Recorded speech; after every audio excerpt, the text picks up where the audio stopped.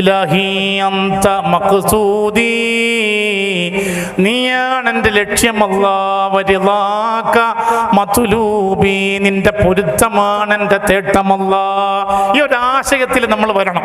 ഈ ഒരു ആശയത്തിൽ നമ്മൾ ഭാര്യയുടെ അടുക്കലാകുമ്പോഴും മക്കളുടെ കൂടെയാകുമ്പോഴും കച്ചവടം ചെയ്യുമ്പോഴും കൃഷി ചെയ്യുമ്പോഴും രാഷ്ട്രീയ പ്രവർത്തനം നടത്തുമ്പോഴും ഒക്കെ ലാ ഇലാഹ ഇല്ലല്ലാഹ്, ലാ മഖ്സൂദ ഇല്ലല്ലാഹ്, ലാ മത്ലൂബ ഇല്ലല്ലാഹ്, ലാ റാസിഖ ഇല്ലല്ലാഹ്, ലാ ഇലാഹ ഇല്ലല്ലാഹ്.